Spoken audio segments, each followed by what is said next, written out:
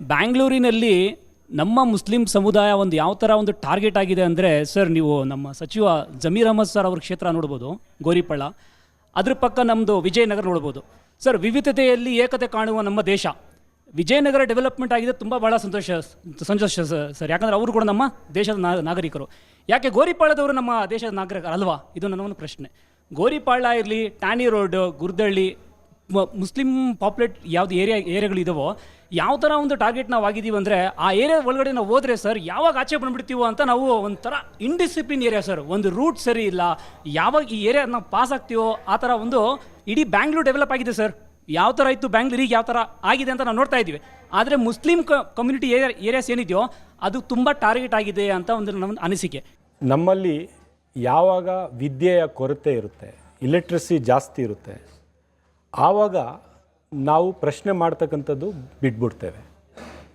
ಪ್ರಜ್ಞೆ ಹೇಗೆ ಬರುತ್ತೆ? ವಿದ್ಯೆಯಿಂದ ಪ್ರಜ್ಞೆ ಬರುತ್ತೆ, ಪ್ರಜ್ಞೆಯಿಂದ ಪ್ರಶ್ನೆ ಮಾಡ್ತಕ್ಕಂಥ ಶಕ್ತಿ ಬರುತ್ತೆ. ಸೊ ನಮ್ಮ ಗಮನ ಮತ್ತು ಈ ಸಮುದಾಯದ ಪ್ರಯತ್ನ ನಮ್ಮ ಮಕ್ಕಳನ್ನು ಓದಿಸ್ತಕ್ಕಂಥ ನಿಟ್ಟಿನಲ್ಲಿ ಇರಬೇಕು. ಸರ್ಕಾರದ ಪ್ರಯತ್ನಗಳು ಕೂಡ ಅವ್ರಿಗೆ ವಿದ್ಯಾವಂತರಾಗಿ ಮಾಡತಕ್ಕಂಥ ಪ್ರಯತ್ನಗಳು ಇರಬೇಕು. ಒಂದು ಸತಿ ವಿದ್ಯಾವಂತರಾಗ್ಬಿಟ್ರೆ, ಬಹುಸಂಖ್ಯಾತ ಒಂದು ಪಾಪ್ಯುಲೇಷನ್ ಮುಸ್ಲಿಮ್ಸಲ್ಲಿ ವಿದ್ಯೆ ಬಂದ್ಬಿಟ್ರೆ ಎಲ್ಲ ನಾಯಕರಿಗೂ ಪ್ರಶ್ನೆ ಮಾಡ್ತಾರೆ. ಅನ್ಯಾಯದ ವಿರುದ್ಧನೂ ಭಾಳ ಒಂದು ಕಾನೂನಿನ ಚೌಕಟ್ಟು ಒಳಗಡೆ ಪ್ರಶ್ನೆ ಮಾಡ್ತಾರೆ.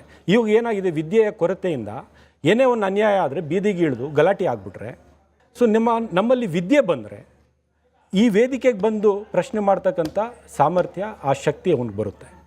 ವಿದ್ಯಮಾನಗಳು ಏನು ನಡೀತಾ ಇದ್ದಾವೆ ಅದನ್ನು ಗೊತ್ತಾಗುತ್ತೆ. ಇನ್ನೊಂದೇನು, ಎಕ್ಸ್ಟ್ರೀಮಿಸ್ಟ್ ಎಲ್ಲ ಸಮುದಾಯಗಳನ್ನು ಕೆಲಸ ಮಾಡ್ತಾ ಇರ್ತಾರೆ.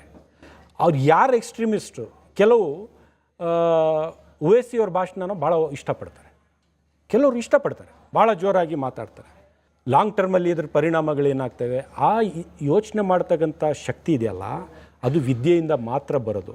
ನಮ್ಮ ಪ್ರಾಥಮಿಕ ಪ್ರಯತ್ನಗಳು ಎಲ್ಲ ಸಮುದಾಯಗಳಿಗೆ ವಿದ್ಯಾವಂತರು ಮಾಡಿದ್ರೆ, ಇನ್ಕ್ಲೂಡಿಂಗ್ ಮುಸ್ಲಿಂ ಸಮುದಾಯ, ನಮ್ಮ ದೇಶದಲ್ಲಿ ಅವರಲ್ಲಿ ಬರೀ ವಿದ್ಯೆ ಕೊಟ್ಟು ಬಿಟ್ಟರೆ ಅಲ್ಲ, ಅವರಲ್ಲಿ ಪ್ರಜ್ಞೆಯನ್ನು ಮೂಡಿಸಿದರೆ ಈ ಸಮಸ್ಯೆಗಳಿಗೆ ಏನಾದರೂ ಒಂದು ಅರ್ಥ ಬರುತ್ತೆ. ಇನ್ನೊಂದು ವಿಚಾರ,